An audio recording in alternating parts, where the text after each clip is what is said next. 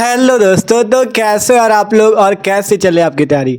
आशा करते हैं आप लोगों की तैयारी मस्त चल रही होगी। तो जैसा कि यार हम लोगों ने क्लास 12 फिजिक्स की तैयारी करना शुरू किया था और आपके क्लास 12 फिजिक्स के चैप्टर नंबर 4 गतिमान आवेश तथा चुंबकत्व चैप्टर के सभी महत्वपूर्ण प्रश्नों को वन शॉट पे देख लिया था।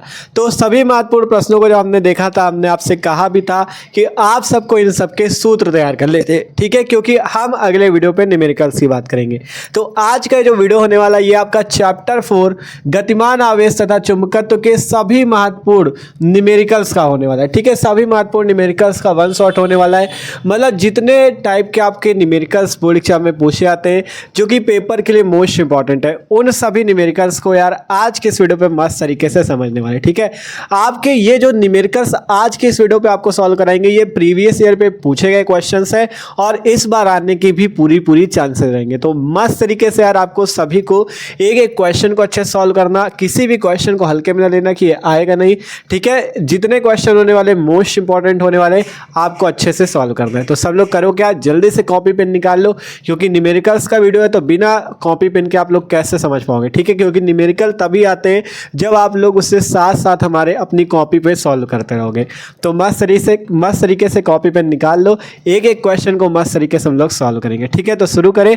उससे पहले यार जो लोग नए हो उनको बता दें कि हम लोग क्लास 12 फिजिक्स की मस्त तरीके से तैयारी कर रहे हैं। आपको डिस्क्रिप्शन पे 12th फिजिक्स वन शॉट वाली प्लेलिस्ट मिल जाएगी, जिसपे हमने चैप्टर नंबर 1 वैद्युत आवेश तथा क्षेत्र का सभी महत्वपूर्ण प्रश्नों का एक वीडियो देखा, फिर उसके न्यूमेरिकल्स के लिए भी हमने दिया। मतलब आपको चैप्टर वाइज हम पहले एक वीडियो पे सभी महत्वपूर्ण क्वेश्चंस को पढ़ा रहे हैं, फिर उनके न्यूमेरिकल्स का भी वन शॉट दे रहे हैं, जिससे आपकी मस्त तैयारी हो जाएगी, ठीक है। तो चैप्टर 1 से चैप्टर 4 तक का आपका हो चुका है, जिसमें आज ये चौथे चैप्टर के आपके न्यूमेरिकल्स का वीडियो, ठीक है। इन सब की अगर पिछले वीडियो देखना चाहते हो तो डिस्क्रिप्शन पे 12 फिजिक्स वन शॉट वाली प्लेलिस्ट है, वहाँ से जाके देख सकते हो। तो शुरू करें अब सभी न्यूमेरिकल्स को। तो कॉपी पेन निकाल लो, मस्त तरीके से हम लोग शुरू करते हैं सभी मोस्ट इंपॉर्टेंट न्यूमेरिकल्स का वन शॉट। तो भैया मस्त तरीके से एक एक क्वेश्चंस को हम लोग शुरू करते हैं। तो सब लोगों ने कॉपी पेन निकाल लिया, आप एक एक क्वेश्चन को अच्छे से पढ़ना और सॉल्व करने का प्रयास करना, ठीक है। तो देखो पहला क्वेश्चन हमारे पास है इस चैप्टर का। क्वेश्चन अच्छा है, पढ़ना आसानी से। हाइड्रोजन परमाणु में इलेक्ट्रॉन 5 × 10⁻⁻11 मीटर त्रिज्या की कक्षा में 2 × 10⁶ मीटर पर सेकंड की चाल से गति कर रहा है, ठीक है। अब कहा गया परमाणु का चुंबकीय आघूर्ण ज्ञात कीजिए। मस्त क्वेश्चन है, अच्छे से हम लोग सॉल्व करेंगे, ठीक है। क्वेश्चन क्या कह रहा है, हाइड्रोजन परमाणु में एक इलेक्ट्रॉन है जो कि इतनी त्रिज्या की कक्षा में इतने मीटर पर सेकंड की चाल से गति कर रहा है। सिंपल आपको चुंबकीय आघूर्ण पूछा गया है, ठीक है। तो सॉल्व करते हैं इस क्वेश्चन को, आसान क्वेश्चन है, ठीक है। बस इसमें आपको देखना क्या है, फॉर्मूला कौन सा लगेगा। सबसे पहले जो आपको क्वेश्चन में दिया हो आप नोट कर लो। आपके पास है हाइड्रोजन परमाणु, जो दिया हो सबसे पहले नोट जरूर किया करो, जिससे क्वेश्चन एकदम आसान हो जाएगा, ठीक है। हाइड्रोजन परमाणु में क्या चीज है, एक हमारे पास एक इलेक्ट्रॉन है, ठीक है। हाइड्रोजन परमाणु में हमारे पास एक क्या है, इलेक्ट्रॉन है, और उस इलेक्ट्रॉन के लिए आपको त्रिज्या दी गई है r बराबर 5.0 × 10⁻⁻11 मीटर। इसके बाद कहा गया इतनी त्रिज्या की कक्षा में 2 × 10⁶ मीटर पर सेकंड की चाल से, चाल या वेग का मान आपको v का मान दिया है कितना, 2 × 10⁶ मीटर पर सेकंड, ठीक है। इतना आपको दिया गया है क्या, v का मान। अब इसके बाद कह रहा है कि परमाणु का चुंबकीय आघूर्ण आपको निकालना क्या है, चुंबकीय आघूर्ण m का मान, चुंबकीय आघूर्ण m का मान आपको निकालना है। चुंबकीय आघूर्ण क्या होता है, m। चुंबकीय आघूर्ण आपको क्या निकालना है, m का मान निकालना है।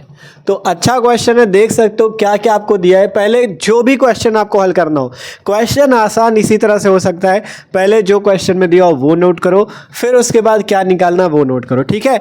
एक चीज जान लो, पेपर में स्टेप मार्किंग के नंबर मिलते हैं, इसलिए आप लोग पूरा स्टेप बाय स्टेप जरूर लिखा करो, ठीक है। ये नहीं कि डायरेक्ट क्वेश्चन लगाना शुरू, ठीक है, इसमें नंबर कट जाएंगे। आपको स्टेप बाय स्टेप पूरा चलना है, ठीक है। तो इस टाइप से स्टेप बाय स्टेप पहले जो दिया है वो नोट करो, जो निकालना वो नोट करो। आप इसके बाद फॉर्मूला लगाओ, क्वेश्चन सॉल्व। ठीक है, हमें निकालना क्या है, चुंबकीय आघूर्ण।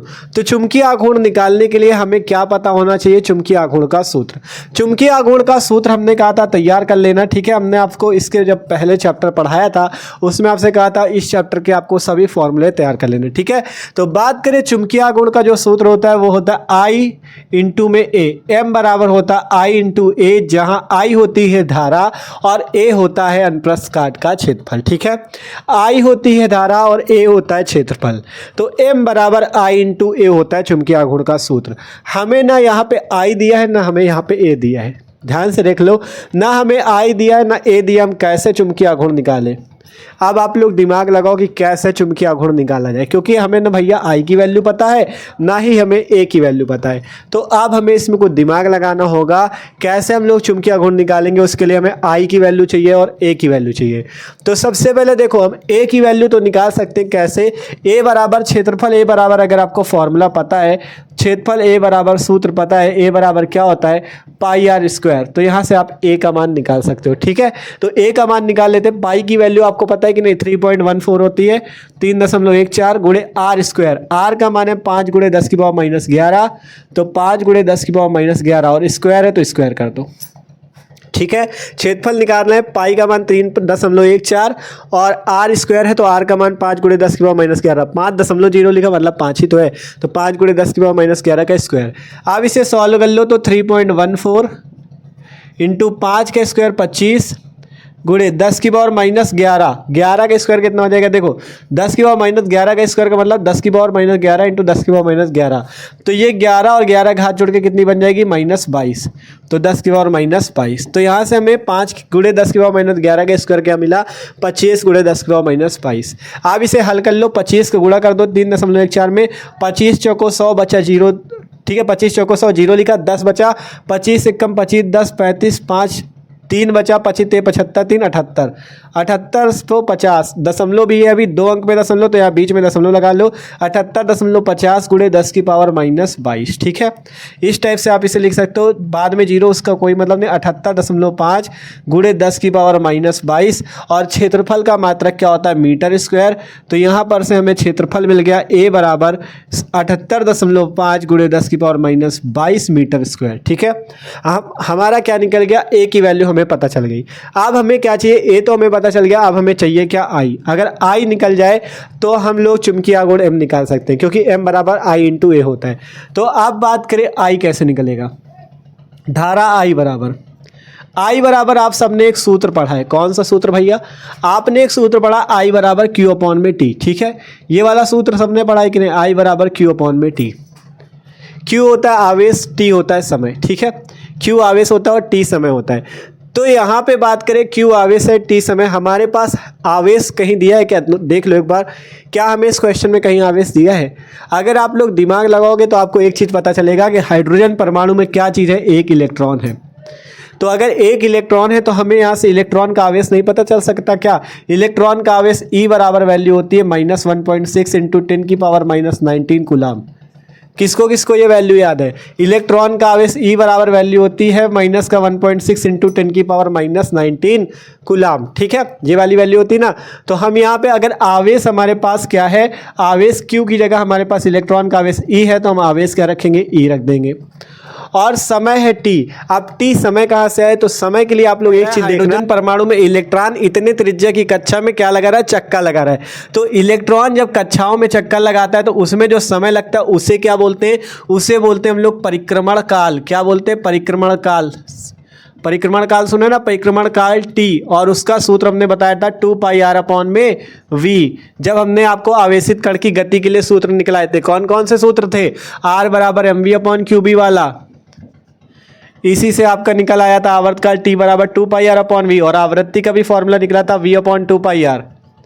ये सभी सूत्र निकले थे कि नहीं, तभी हमने कहा था तैयार कर लेना। ठीक है, तो यहाँ पे जो t समय है वो क्या हो जाएगा, परिक्रमण काल वाला समय। ठीक है, तो हम t की जगह क्या कर देंगे 2 पाई r अपॉन में v। ठीक है, t की जगह आपका क्या कर देंगे 2 पाई r अपॉन में v। तो हम यहाँ से t वाला फॉर्मूला लगा देंगे 2 पाई r अपॉन v। देख सकते हो कैसे फॉर्मूले लग रहे हैं। ठीक है, यहाँ पे आपका फॉर्मूले टूट टूट के लग रहे हैं। i बराबर e अपॉन में t की जगह 2 पाई r अपॉन में v। अब इसे अगर सॉल्व करो तो v ऊपर चला जाएगा, i बराबर e इंटू वी बटा 2 पाई r।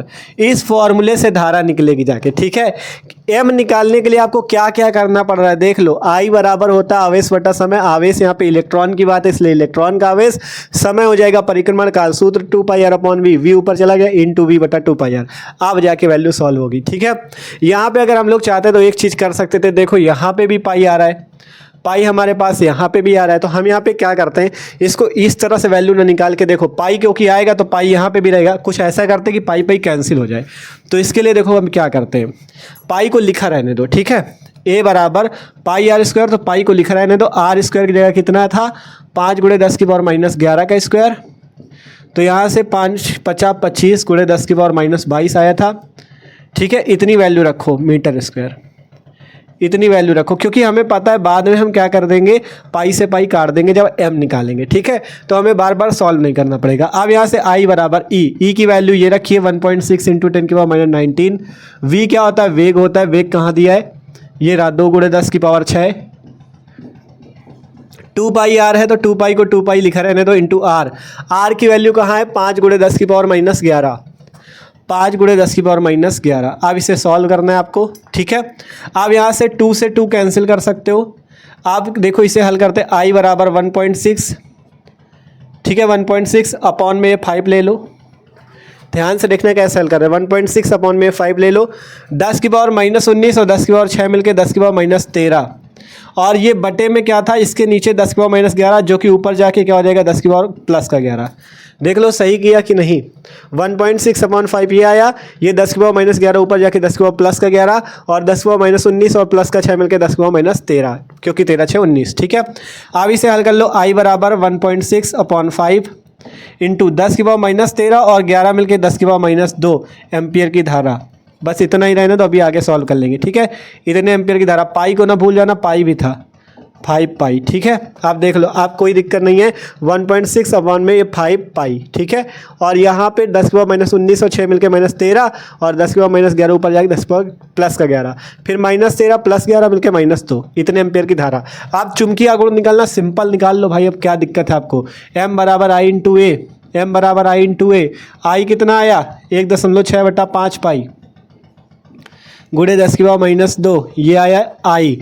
ए कहाँ है, ये रहा पाई गुणे 25 गुणे 10 की पावर माइनस 22। पाई गुणे 25 गुणे 10 की पावर माइनस 22। देखो इधर दिख रहा है कि नहीं आपको, एक बार देख ले दिख रहा है कि नहीं इधर का।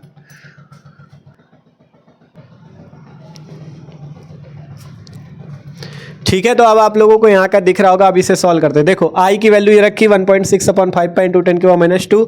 ए की वैल्यू पाई गुणे 25 गुणे 10 की पावर माइनस 22।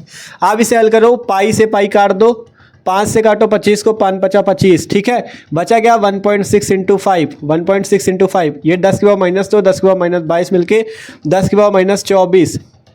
यहाँ से आप करो 16 पंचे 80, 8.0 गुणे 10 की पावर माइनस 24। m की वैल्यू आ चुकी है, m बराबर 8 गुणे 10 की पावर माइनस 24।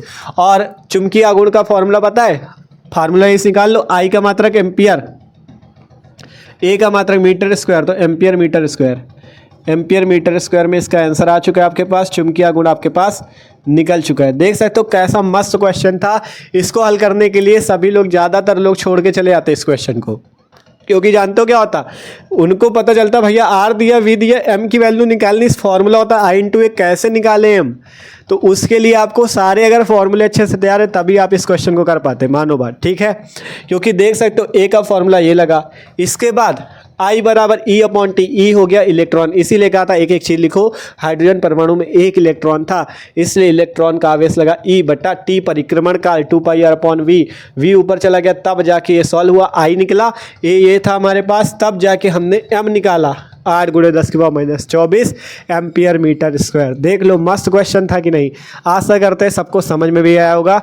पूरी कोशिश कर रहे हैं यार कि अच्छे से आपको न्यूमेरिकल समझ में भी आए, जिससे आप लोग खुद से लगाना सीखो। ठीक है, अगर खुद से सीख पाओगे ना तो आप लोगों को भी मजा आएगी। ऐसे तो हम कराते चले जाएंगे, समझ में ना आए तो फिर फायदा क्या। ठीक है, इसलिए पूरी कोशिश कर रहे हैं कि क्वेश्चन आपको भी समझ में आना चाहिए।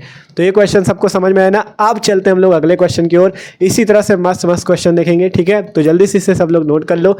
आप देखते हैं अगला क्वेश्चन।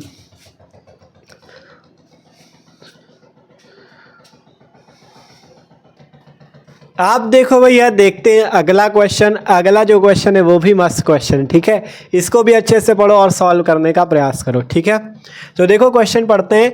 क्वेश्चन हमारा 6 × 10⁻⁻4 टेस्ला के चुंबकीय क्षेत्र के लंबवत दिशा में 3 × 10⁻7 मीटर पर सेकंड से गतिमान किसी इलेक्ट्रॉन का द्रव्यमान दिया गया 9 × 10⁻31 किलोग्राम तथा आवेश दिया गया 1.6 × 10⁻19 कूलाम के पथ की त्रिज्या क्या है, इसकी क्या आवृत्ति है। ठीक है, इसकी क्या आवृत्ति है, आवृत्ति है। ठीक है, इसकी क्या आवृत्ति है।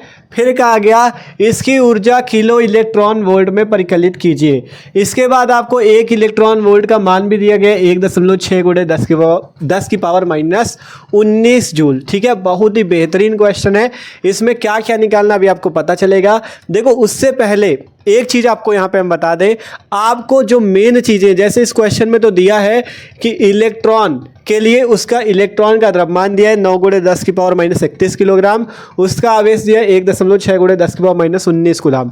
ये ऐसी चीज़ें हैं जो कभी क्वेश्चन में मान लो दे दिया जाएगा, कभी नहीं दिया जाएगा। तो इसलिए आपको ये याद रखना है। इलेक्ट्रॉन का सबसे पहले द्रव्यमान याद रख लो, 9 × 10⁻31 किलोग्राम होता है और उसका आवेश 1.6 × 10⁻19 कूलाम होता है। किसका, इलेक्ट्रॉन का आवेश। ठीक है, इसके बाद जैसे आपको 1 इलेक्ट्रॉन वोल्ट का मान दिया गया है क्या, 1.6 × 10⁻19 जूल।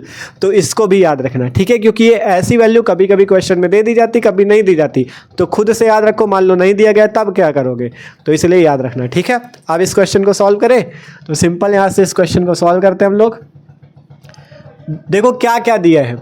सबसे पहले 6 × 10⁻⁻4 टेस्ला का चुंबकीय क्षेत्र, मतलब हमें चुंबकीय क्षेत्र दिया गया है। ठीक है, क्या दिया गया है, चुंबकीय क्षेत्र। बी का मान दिया है भैया 6 × 10⁻⁻4 टेस्ला।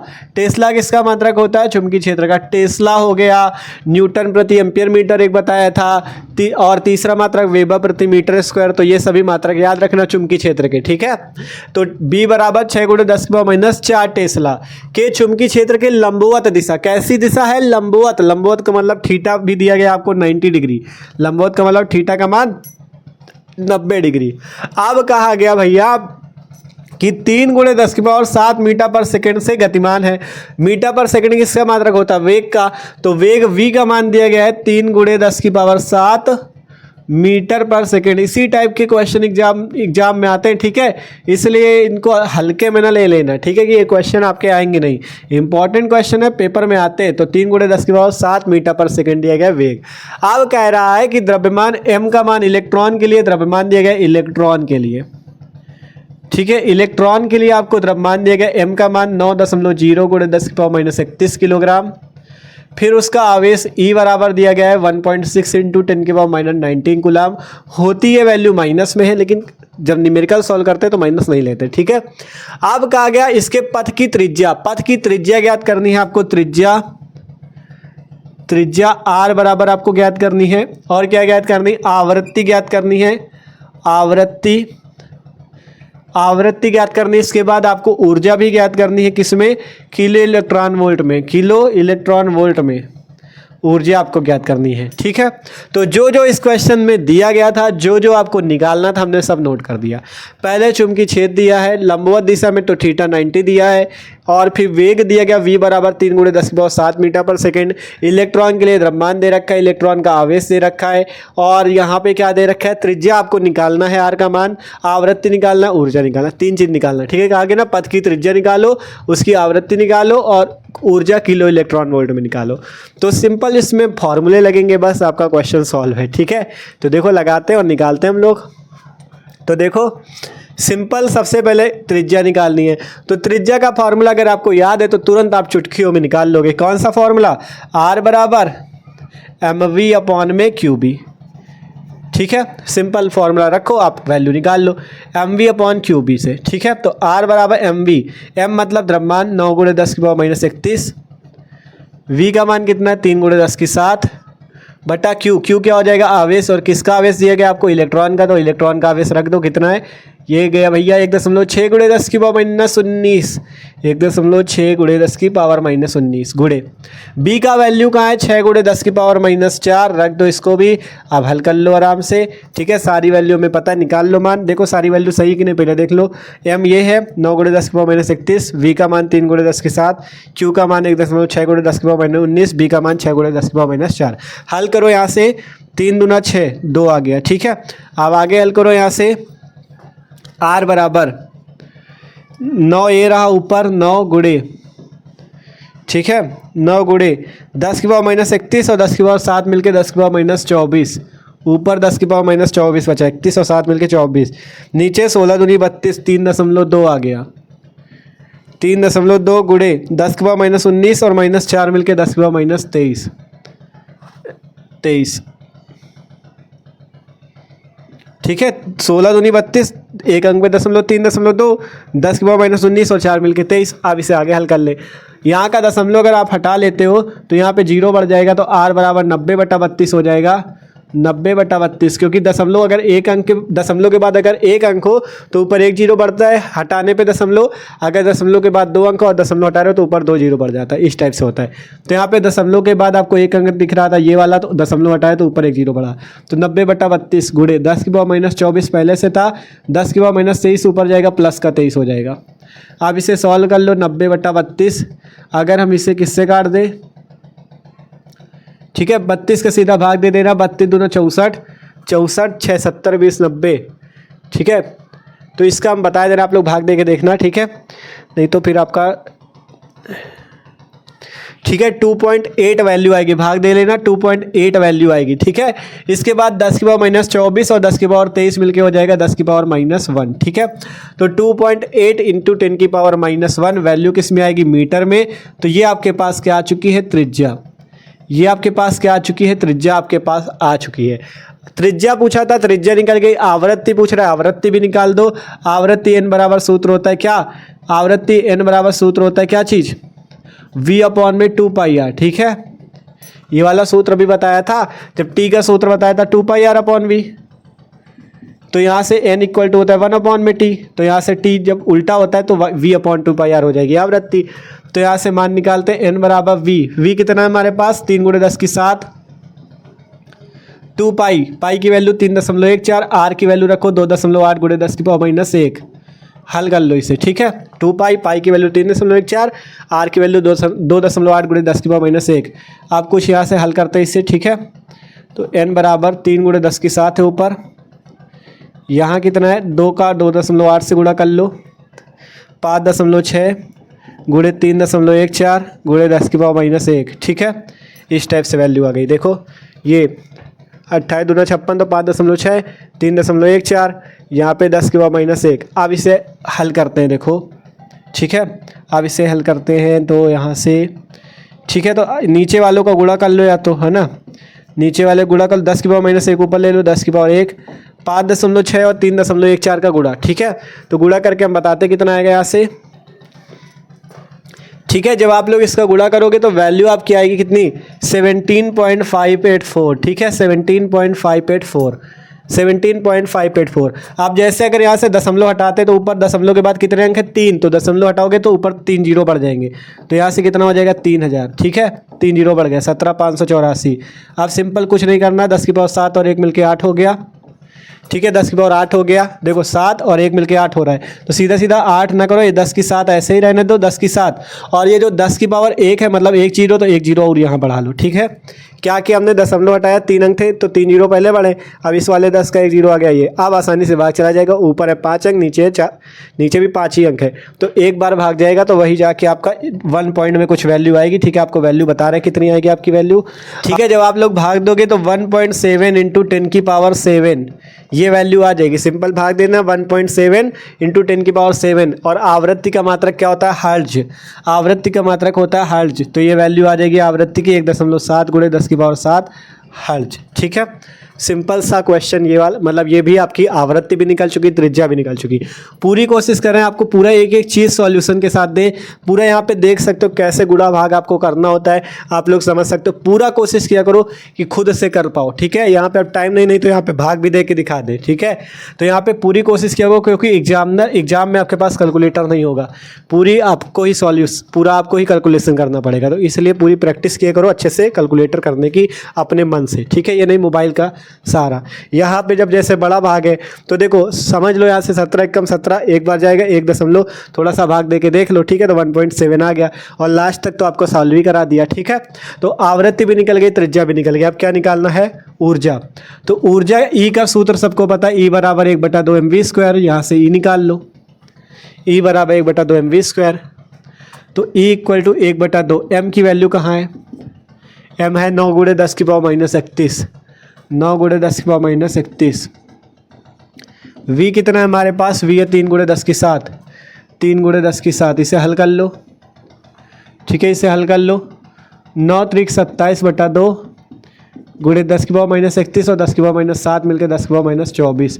ई का मान कितना आ जाएगा, 2 का भाग लगा दो, 2 1 कम 2, 2 3 6, 1 बचा 2 पंचे 10, 13.5 गुणे 10 की पावर -24। ये वैल्यू आएगी जूल में। ये वैल्यू किस में आएगी, ऊर्जा की जूल में। जो आप इसमें ऊर्जा निकालोगे वो जूल में आएगी। आपको निकालना किस में, किलो इलेक्ट्रॉन वोल्ट में। तो किलो इलेक्ट्रॉन वोल्ट के लिए सबसे पहले इलेक्ट्रॉन वोल्ट में बदलो। तो यहाँ पे 1 इलेक्ट्रॉन वोल्ट बराबर इतने जूल दिया है। अगर यहाँ से 1 जूल की वैल्यू निकाले तो 1 जूल बराबर हो जाएगा 1/1.6 गुणे 10 की पावर -19 इलेक्ट्रॉन वोल्ट, इस टाइप से। ठीक है, क्योंकि यहाँ से अगर ये इधर गुणे में इसको नीचे ले लो, भाग में आ जाएगा, तो 1/1.6 गुणे 10 की पावर -19 बराबर 1 जूल के। तो यहाँ से अगर आपको 1 जूल को इलेक्ट्रॉन वोल्ट में बदलना है तो इसका भाग लगा दो। तो यहाँ से E बराबर 13.5 गुणे 10 की पावर -24, इसका भाग लगाओ, 1.6 गुणे 10 की पावर -19 इलेक्ट्रॉन वोल्ट में बदल गया। ठीक है, तो अब यहाँ से क्या करते हैं, ई बराबर, इसे हल कर लो, दशमलव से दशमलव काट दो, क्योंकि 1 अंक पे है, ऊपर भी दशमलव के बाद 1 अंक, नीचे भी दशमलव के बाद 1 अंक। और यहाँ से बचा 135/16, 10 की पावर -24, ये 10 की पावर -19 ऊपर गया, 10 की पावर +19 इलेक्ट्रॉन वोल्ट। यहाँ से भाग दो, 16 7 128, 16 7 128, बचा 7, 16 चौको 64, बचा 6 बचा 7.44 करके आएगा। ठीक है, लगभग। और यहाँ से 10 की पावर -24 और 19 मिलकर 10 की पावर -5। अब आपको इस इलेक्ट्रॉन वोल्ट को किलो इलेक्ट्रॉन वोल्ट में बदलना है। तो एक चीज़ याद रखना, जैसे 1 किलो बराबर होता है 1000 ग्राम के, वैसे ही 1 किलो इलेक्ट्रॉन वोल्ट बराबर होता है 1000 इलेक्ट्रॉन वोल्ट के बराबर। ठीक है, 1000 इलेक्ट्रॉन वोल्ट कह सकते हो, या 10 की पावर 3 इलेक्ट्रॉन वोल्ट के बराबर। अगर 1 किलो इलेक्ट्रॉन वोल्ट को इलेक्ट्रॉन वोल्ट में बदलोगे तो 10 की पावर 3 का गुणा करना पड़ेगा। और अगर इसका उल्टा 1 इलेक्ट्रॉन वोल्ट को किलो इलेक्ट्रॉन वोल्ट में बदलना हो तो 10 की पावर 3 का करना पड़ता है, यहाँ पे 10 की पावर -3 हो जाएगा। ये चीज़ ठीक है, समझ रहे हो कि नहीं। क्योंकि अगर 1 किलो इलेक्ट्रॉन वोल्ट बराबर 10 की पावर 3 इलेक्ट्रॉन वोल्ट, तो 1 इलेक्ट्रॉन वोल्ट बराबर, अगर मतलब इलेक्ट्रॉन वोल्ट को किलो इलेक्ट्रॉन वोल्ट में बदलना हो तो 10 की पावर -3 का गुणा, ये चीज़ होता है। ठीक है, तो अगर इसे किलो इलेक्ट्रॉन वोल्ट में बदलना है तो 10 की पावर -3 होता है। तो E बराबर 7.44 गुणे 10 की पावर 5, 10 की पावर -3 अगर हमें हटाना है तो यहाँ पे कितना बच जाएगा, 10 की पावर -2 किलो इलेक्ट्रॉन वोल्ट। क्योंकि 1 इलेक्ट्रॉन वोल्ट बराबर हमने बताया 10 की पावर -3 किलो इलेक्ट्रॉन वोल्ट। ठीक है, तो यहाँ पे अगर इलेक्ट्रॉन वोल्ट को हमें किलो इलेक्ट्रॉन वोल्ट में बदलना है तो 10 की पावर -3 हटाना पड़ गया यहाँ से। तो 7.44 गुणे 10 की पावर -2 किलो इलेक्ट्रॉन वोल्ट, यही आपके पास पूरा आंसर आ चुका है, देख सकते हो। ठीक है, आपके पास पूरा आंसर आ चुका है। ठीक है, तो यार यहाँ पे एक चीज़ तो गड़बड़ कर दिया क्या। ठीक है, उसके लिए सॉरी। देखो ये v² था ना, स्क्वायर कहाँ किया हमने पूरा यार। तो देखो अब इसे जल्दी से कर लेते हैं।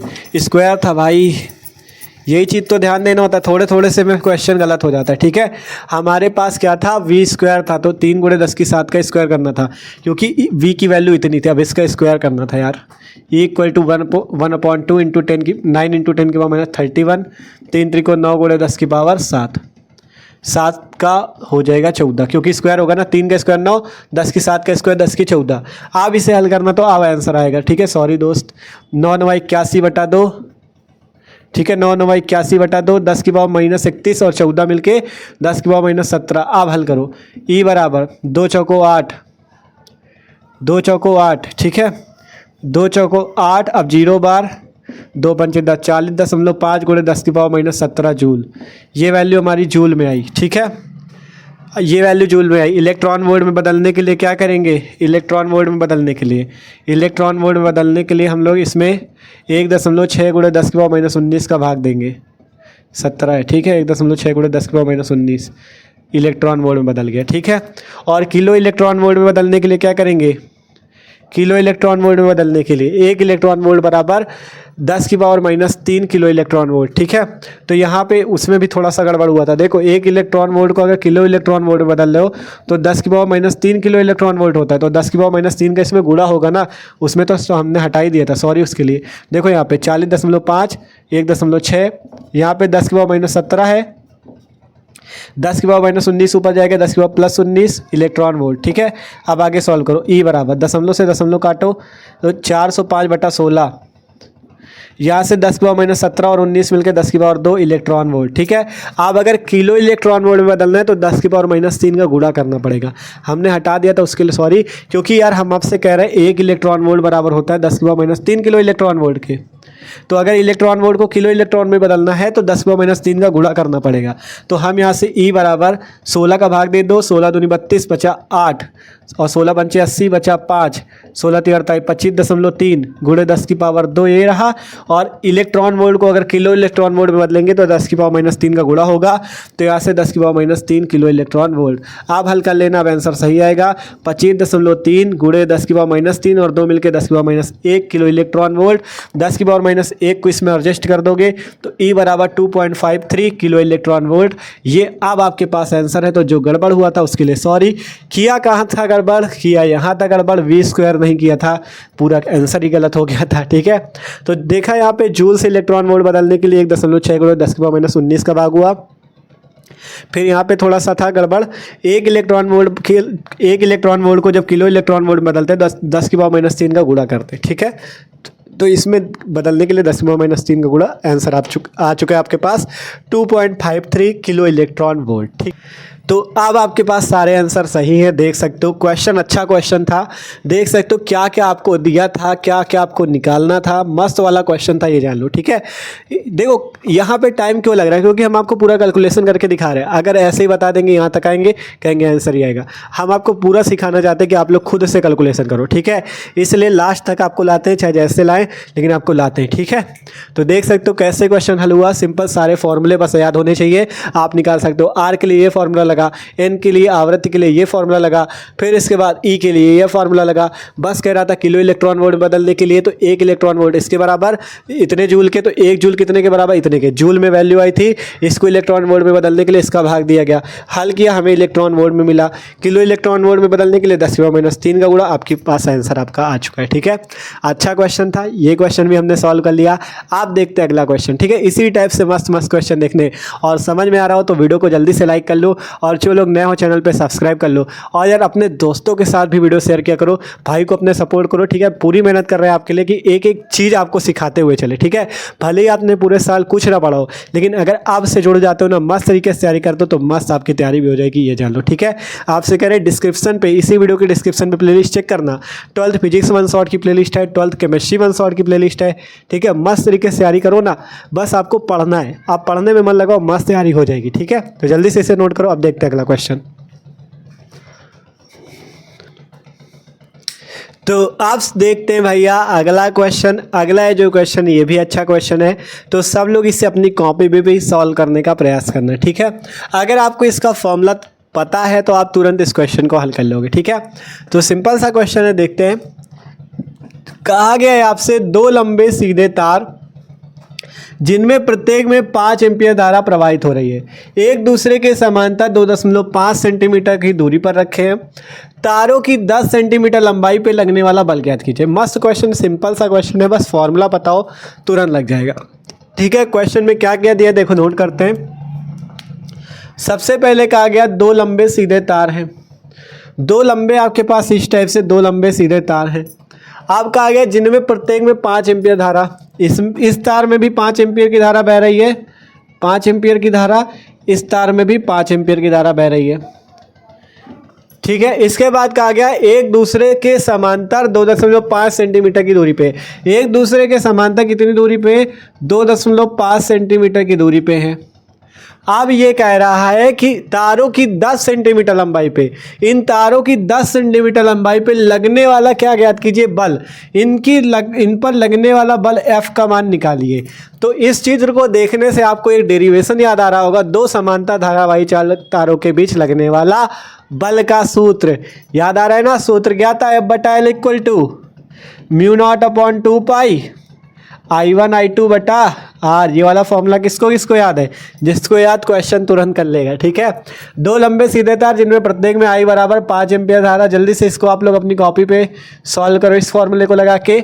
एक दूसरे के समांतर R बराबर 2.5 सेंटीमीटर दूरी पे, तारों की लंबाई L बराबर 10 सेंटीमीटर। कह रहा है लगने वाला बल F ज्ञात करो। ठीक है, कहा गया यहाँ से जिनमें प्रत्येक में 5 एम्पीयर की धारा, प्रत्येक में 5 एम्पीयर की धारा मतलब I1 बराबर I2 बराबर क्या है, 5 एम्पीयर। ठीक है, मतलब प्रत्येक में 5 एम्पीयर की धारा है तो I1 और I2 का मान कितना है, 5 ही एम्पीयर है, क्योंकि दोनों तारों में प्रत्येक में 5 एम्पीयर की धारा है। ठीक है, तो यहाँ से I1 I2 की जगह 5 एम्पीयर। बस एक चीज़ ध्यान रखना, यहाँ से सेंटीमीटर को मीटर में बदल लेना, 2.5 × 10⁻² मीटर। सेंटीमीटर को मीटर में बदलने के लिए 10⁻² का गुणा करते हैं, इसको भी बदल लो 10.0 × 10⁻² मीटर। सिंपल फॉर्मूले पे रखो, आपके पास आंसर आपके सामने, F/L equal to μ0/2 I1 I2 बटा R। ठीक है, आप देखो F/L, L की वैल्यू 10 सेंटीमीटर थी, मीटर बदला 10 × 10⁻² बराबर μ0/2 की मान, μ0/4 का मान हमने आपको बताया था कितना होता है, 10⁻⁷।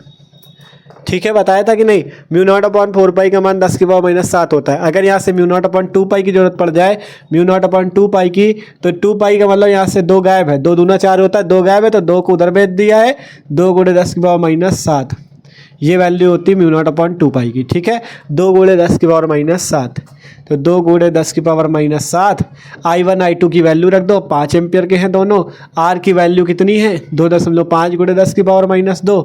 हल कर लो, सिंपल आपके पास आंसर आ जाएगा। इस 10 × 10⁻² को उधर भेज दो, इधर है 2 × 10⁻⁷, 5 × 5 = 25, नीचे 2.5 × 10⁻²। ये जो 10 × 10⁻² इधर भाग में था, उधर जाएगा गुणे में, 10 × 10⁻²। 10.0 था मतलब बात 10 ही थी। ठीक है, 10⁻² से 10⁻² कैंसिल। ठीक है, अगर यहाँ से दशमलव हटाओगे ऊपर एक 0 बढ़ जाएगा। ठीक है, बचा क्या, F बराबर 2 × ये 10 बचा, गुणे 250 बचा, नीचे बचा 25, और घात कितनी बची, 10⁻⁷। देख लो और कुछ तो नहीं बचा। देखो 2 × 10 ये रहा, ये 10 रहा, गैप कहाँ जा रहा है, 10, 250, 10⁻⁷ बचे, बटे में बचा 25, 25 से काटो, 25 दाम 250, ये आया 10। F बराबर 2 × 10 दाम 100 मतलब 10⁻², 10 और 10, 10 × 10 मतलब 100, 10⁻², 10⁻⁷, ये रहा। F बराबर कितना आ जाएगा, F बराबर 2 × 10⁻² और 10⁻⁷ मिलके कितना हो जाएगा, 10⁻⁵ न्यूटन का बल लगेगा। 2 × 10⁻⁵ न्यूटन का बल, यही आपके पास भैया आंसर है। सिंपल सा क्वेश्चन सॉल्व। तो एक बार कमेंट करके बता देना किसका किसका हमसे पहले आंसर आ चुका था, किसने किसने मस्त तरीके से इस फॉर्मूले को रख के तुरंत आंसर निकाल लिया था। ठीक है, एक बार कमेंट करके सब लोग बताना। ठीक है, तो ये क्वेश्चन भी सिंपल सा सॉल्व है, तो सिंपल कमेंट करना जरूर आप लोग, बताना कि हाँ भैया हमारा आपसे पहले आया था। ठीक है, पूरी कोशिश ये करो कि हमसे पहले आंसर लियो। ठीक है, आप लोग कोशिश ये करो, जितना अपने मन से लगाने की कोशिश करोगे उतने अच्छे से आपको न्यूमेरिकल आएंगे। ठीक है, और तो हम यहाँ लगवा ही रहे, आपको समझा ही रहे, लेकिन पूरी कोशिश करो आप लोग हमसे पहले कॉपी पे लगा लो। ठीक है, तो इसको भी जल्दी से नोट करो। अब देखते हैं अगला क्वेश्चन।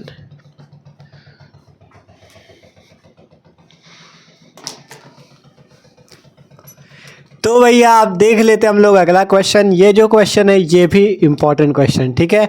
तो जल्दी से इसे भी देखते हैं। देखो क्वेश्चन हमारा है, एक छोटा क्षण चुंबक, ध्यान से पढ़ना, एक छोटा क्षण चुंबक जो एक समान बाह्य चुंबकीय क्षेत्र 4.5 टेस्ला के क्षेत्र के अक्ष के साथ 30 डिग्री का कोण बनाता है, यदि इस पर 4.5 × 10⁻⁻² न्यूटन मीटर का बल आघूर्ण लगता है तो क्षण चुंबक की स्थितिज ऊर्जा क्या होगी।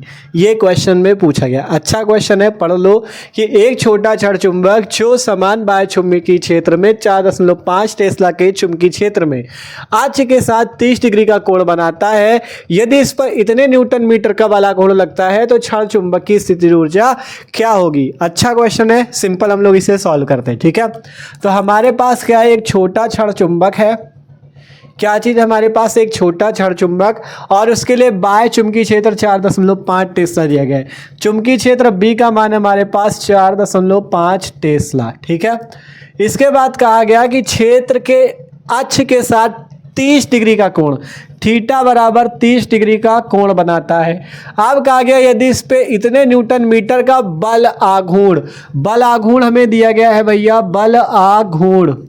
बल आघूर्ण का मान दिया है टाउ बराबर कितना, 4.5 × 10⁻⁻² न्यूटन मीटर, ठीक है। ये आपको दिया गया है।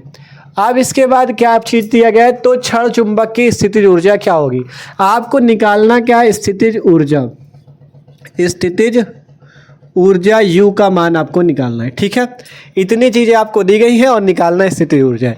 आपसे कहा गया चुंबकीय क्षेत्र B बराबर 4.5 टेस्ला, अक्ष के साथ 30 डिग्री का कोण बनाता है, बल आघूर्ण दिए गए टाउ बराबर 4.5 × 10⁻⁻² न्यूटन मीटर। अब कहा गया स्थितिज ऊर्जा U का मान भैया आप ज्ञात करो, ठीक है। स्थितिज ऊर्जा U का मान आप ज्ञात करो। तो कैसे ज्ञात किया जाएगा, सिंपल मस्त तरीके से ज्ञात किया जाएगा। देखो कैसे, सिंपल हम लोग क्या करते हैं, U का हमें फॉर्मूला पता होना चाहिए। स्थितिज ऊर्जा U बराबर सूत्र होता है -mb cos थीटा। अगर आप U निकालना चाहते हो तो सूत्र होता है U का स्थितिज ऊर्जा का -mb cos थीटा, ठीक है। तो यहाँ पे हमें क्या क्या पता है, हमें B पता है, थीटा पता है, लेकिन हमें यहाँ पे M नहीं पता। अगर M पता चल जाए तो हम स्थितिज ऊर्जा निकाल सकते हैं। यही चीज़ तो है, इस सूत्र के लिए B पता है, थीटा पता है, लेकिन M नहीं पता। अगर M पता चल जाए तो हम लोग क्या कर सकते हैं, स्थितिज ऊर्जा निकाल सकते हैं। तो M निकालने के लिए आपको बल आघूर्ण टाउ का मान दिया गया है। टाउ बराबर, अगर आपको सूत्र याद है, टाउ बराबर सूत्र होता है mb sin थीटा, ठीक है। टाउ बराबर सूत्र क्या होता है, mb sin, ठीक है। टाउ बराबर सूत्र होता है mb sin थीटा। तो यहां से अगर आप क्या करो, m का मान निकाल लो। क्या निकाल लो, m का मान अगर आप निकाल लो यहां पर से, तो आप क्या कर सकते हो, अगर आप m का मान निकाल लो तो आप m का मान यहां पे रख के आप लोग u का मान निकाल सकते हो। तो सिंपल हम यहां से क्या करेंगे, इस सूत्र से m का मान निकालेंगे। तो m बराबर अगर फॉर्मूला बनाए तो टाउ बटे में b sin थीटा बराबर m, ये वैल्यू हमारी आ जाएगी, ठीक है। m बराबर यहाँ से क्या आ जाएगा, देखो टाउ ये रहा, ये b sin थीटा इधर गुणे में नीचे आ जाएगा भाग में, तो m बराबर टाउ बटे b sin थीटा, ये फॉर्मूला यहाँ से बना।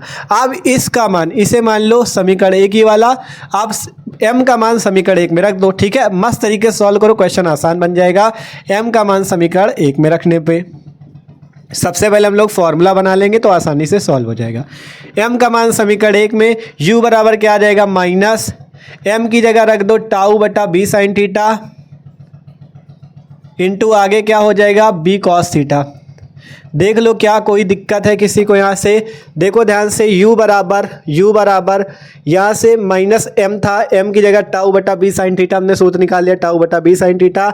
आगे क्या है, ये आपका क्या है, b cos थीटा। ये केवल m की वैल्यू अभी रखी गई है, किसकी वैल्यू, m की वैल्यू है टाउ बटा b sin थीटा। आगे क्या बचा, b cos थीटा, तो इसको रख दो।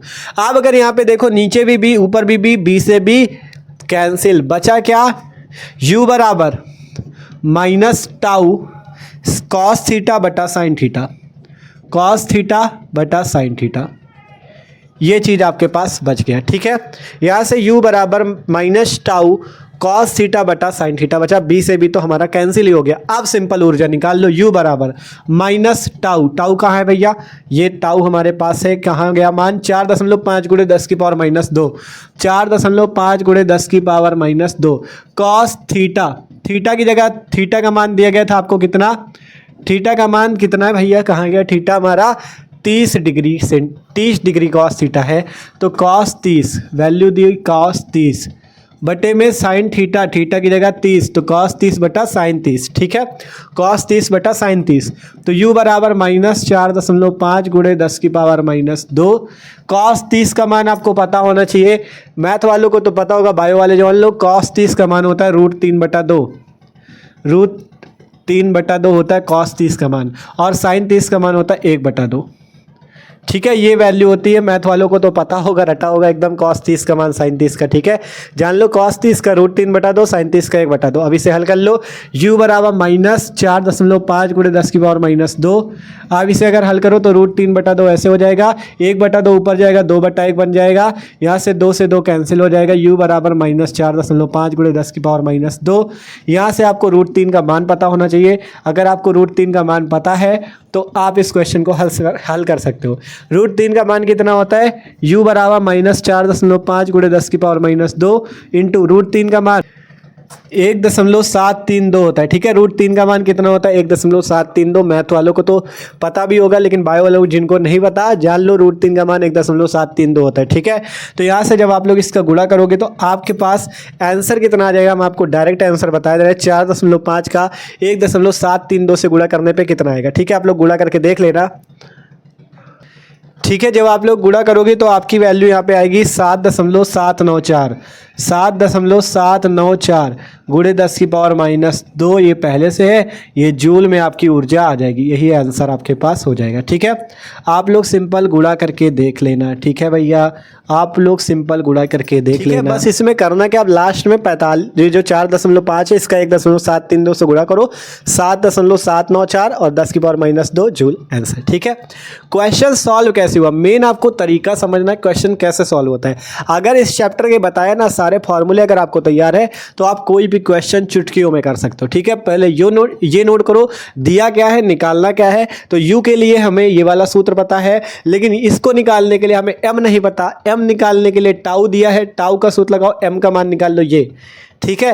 अब इस m का मान इस वाले में रख दो, इसको समीकरण 1 मान लिया था, इसमें रखा तो b से b कट गया, u बराबर -टाउ cos थीटा बटा साइन थीटा, थीटा का मान रख दो 30 डिग्री, यहाँ से आ गया। मैथ वाले ये भी दिमाग लगा सकते थे, u बराबर -टाउ cos थीटा बटा साइन थीटा, कॉट थीटा हो जाता है, तो u बराबर -टाउ इंटू कॉट थीटा का, थीटा की जगह 30 डिग्री, यहाँ से डायरेक्ट हम लोग रख देते हैं -टाउ इंटू कॉट 30 का मान √3, ठीक है। डायरेक्ट भी हल हो जाता है, इतना नहीं करना पड़ता हमें, ठीक है। तो जिनका आप लोग अगर cos थीटा बटा साइन थीटा कॉट 30 का मान अगर आपको याद है तो आप लोग इस टाइप से भी कर सकते हो, नहीं तो साइन 30 cos 30 का मान याद है तो इस टाइप से कर सकते हो, ठीक है।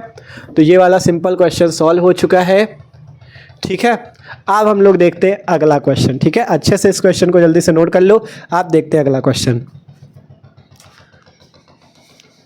ठीक है। तो आप देखते हैं भैया अगला क्वेश्चन, ये जो क्वेश्चन होने वाला है ये भी मोस्ट इंपॉर्टेंट होने वाला है, ठीक है। तो अच्छे से इसे भी समझना। क्वेश्चन है हमारे पास, एक चुंबक के अच्छी स्थिति में 10 सेंटीमीटर दूरी पे चुंबकीय क्षेत्र की तीव्रता 2 गुणे 10 की पावर -4 टेस्ला है। कह रहा है चुंबक का चुंबकीय आघूर्ण तथा उसके निरक्षीय स्थिति में 20 सेंटीमीटर की दूरी पे चुंबकीय क्षेत्र की तीव्रता की गणना करो, ठीक है। इसमें आपसे कहा गया अच्छी स्थिति में चुंबकीय क्षेत्र दिया है, निरक्षीय स्थिति में चुंबकीय क्षेत्र निकालना है, ठीक है। अच्छा क्वेश्चन है, इसे भी हम लोग सॉल्व करते हैं। तो सबसे पहले भैया जो जो दिया हो नोट कर लो। सबसे पहले चुंबक की अच्छी स्थिति में क्या क्या दिया वो नोट करते हैं। अच्छी स्थिति में आपको क्या क्या दिया गया पहले वो नोट कर लो। अच्छी स्थिति में आपको क्या क्या दिया, सबसे पहले 10 सेंटीमीटर की दूरी, r बराबर 10 सेंटीमीटर। सबसे पहला काम इसे मीटर में बदलो, 10 सेंटीमीटर को मीटर में बदलने के लिए क्या करेंगे, 10 की पावर -2 का गुणा, ठीक है, मीटर में चेंज। अब इसके बाद चुंबकीय क्षेत्र की तीव्रता आगे दी गई है, दूरी पर चुंबकीय क्षेत्र की तीव्रता b बराबर 2 गुणे 10 की पावर -4, 2.0 लिखा है, सीधा सीधा मतलब क्या, 2.0, दशमलव के बाद 0, तो मतलब तो वही है 2 गुणे 10 की पावर -4 टेस्ला। इसके बाद क्या कहा गया है, चुंबक का चुंबकीय आघूर्ण m, चुंबक का सबसे पहले इसमें चुंबकीय आघूर्ण m तथा इसके बाद क्या निकालो, निरक्षीय स्थिति में। अब निरक्षीय स्थिति की बात कर दी, निरक्षीय स्थिति में क्या निकालो 20 सेंटीमीटर की दूरी, आर का मान 20 सेंटीमीटर, आर डैश मान लो इसे 20 सेंटीमीटर, 20 सेंटीमीटर को भी मीटर में बदल लो, 20 गुणे 10⁻⁻2 मीटर। 20 सेंटीमीटर की दूरी पे चुंबकीय क्षेत्र की तीव्रता की गणना करो बी डैश, इसे मान लो अगली चुंबकीय क्षेत्र की तीव्रता बी डैश। ठीक है, ये क्वेश्चन है, बस जो दिया हो नोट करो, जो निकालना हो नोट करो, बस सिंपल सा है। देखो एक चुंबक की अच्छी स्थिति में 10 सेंटीमीटर की दूरी मीटर में बदल लिया, चुंबकीय क्षेत्र की तीव्रता इतनी है, ये लिख लिया। अब कहा गया चुंबक का चुंबकीय आघूर्ण m निकालो, फिर कहा गया तथा उसके निरक्षीय स्थिति में, निरक्षीय स्थिति में क्या दिया गया 20 सेंटीमीटर की दूरी मीटर बदल लो। कहा गया आज निरक्षीय स्थिति में 20 सेंटीमीटर की दूरी पर चुंबकीय क्षेत्र निकालो, तो उसे अगला चुंबकीय क्षेत्र बी डैश मान लिया। अब आपको यहाँ पे अच्छी स्थिति में चुंबकीय क्षेत्र की तीव्रता का सूत्र और निरक्षीय स्थिति में चुंबकीय क्षेत्र की तीव्रता का सूत्र पता होना चाहिए। उसके लिए देखो आपको अगर आपको अच्छी स्थिति में वैद्युत क्षेत्र, अच्छी स्थिति में वैद्युत क्षेत्र और निरक्षीय स्थिति में वैद्युत क्षेत्र का सूत्र पता है, अच्छी स्थिति में वैद्युत क्षेत्र और निरक्षीय स्थिति में अगर आपको वैद्युत क्षेत्र का सूत्र पता है, ठीक है, अच्छी स्थिति में वैद्युत क्षेत्र का सूत्र था E बराबर 1/4πε0 2p/r³, सबको याद है कि नहीं। इसका था निरक्षीय स्थिति का 1/4πε0 p/r³, यही तो सूत्र थे अच्छी स्थिति और निरक्षीय स्थिति। वैसे इसमें होता है, देखो इसमें क्या होता है, सिंपल, सबसे पहले अच्छी स्थिति में चुंबकीय क्षेत्र का सूत्र लगा के m निकाल लो। अच्छी स्थिति में चुंबकीय क्षेत्र, चुंबकीय क्षेत्र की तीव्रता, चुंबकीय क्षेत्र की तीव्रता, तीव्रता B होती है, B बराबर, उसमें वैद्युत क्षेत्र था इसलिए E, चुंबकीय क्षेत्र इसलिए B बराबर μ0/4π 2m/r³, ये सूत्र होता है।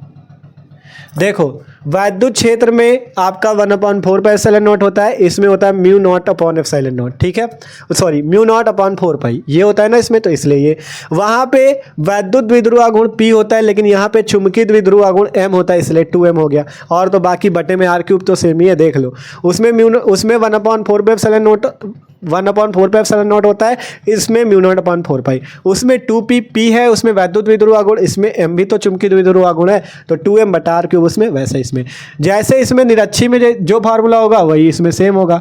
निरक्षीय स्थिति का फार्मूला भी समझ लो। निरक्षीय स्थिति में क्या हो जाएगा, बी डैश, हमने निरक्षी वाला बी डैश माना है, ठीक है, बी ही होता है, बी डैश माना है हमने, तो यहाँ से क्या हो जाएगा μ0/4π, जैसे इसमें p/r³, तो हमारे में क्या हो जाएगा m/r³, ठीक है, क्योंकि हमारा चुंबकीय द्विध्रुव आघूर्ण, इनका वैद्युत द्विध्रुव आघूर्ण है। बस सिंपल सा फॉर्मूला है, अगर एक याद तो चुंबकी वाला भी याद, ठीक है, वैद्युत वाला याद तो चुंबकी वाला भी आपको याद है मस्त तरीके से। तो इसलिए आपको तुलना करा दी जिससे आप दोनों फॉर्मूले याद रख सको। आप देखो इससे हम लोग क्या निकाल लेते हैं, m की वैल्यू, अगर m निकल जाएगा तो हम आगे का b डैश भी निकाल लेंगे। तो जल्दी से निकालो, b बराबर, b की वैल्यू दी है क्या, हाँ b की तो दी है, 2 × 10⁻⁻4। अब आपको μ0/4π की वैल्यू याद रखनी। μ0/4π की वैल्यू कितनी होती है, 10⁻⁻7 इंटू 2m/r³। m का तो हमें निकालना ही है, r³, r कितना है 10 × 10⁻⁻2। अगर इसे हम सॉल्व कर लें तो यहाँ से 10 × 10⁻⁻2, 10⁻1 मान लो इसे, तो 10⁻1 और 10⁻2 मिला के 10⁻1, मतलब देखो 10 सेंटीमीटर को बदला मीटर में, तो 10 × 10⁻2, अब 10⁻1 मान लो इसे, तो 10⁻1 और 10⁻2 मिलके 10⁻1 मीटर। अब हम लोग इसकी वैल्यू रखेंगे r की जगह, तो यहाँ से हमारे पास कितना आ जाएगा 10⁻1 और ऊपर लग जाएगा क्यूब। अब इसे हल कर लेते हैं, इधर है 2 × 10⁻⁻4, उधर है 10⁻7 × 2m बटे में 10⁻1 का क्यूब 10⁻3, ठीक है। अब इसे हमें हल करना है, अब इसे हमें हल करना है, ठीक है। तो देखो यहाँ पे अभी नहीं, फिर जगह नहीं बचेगी, इधर हम लोग इससे पहले हल करें। तो यहाँ से 2m हमें निकालना है, तो यहाँ से क्या करते हैं, ये जो इधर नीचे है इसे इधर गुणे में भेज दो, भाग में गुणे में भेज दो, और ये जो इधर गुणे में इसे भाग में भेज दो।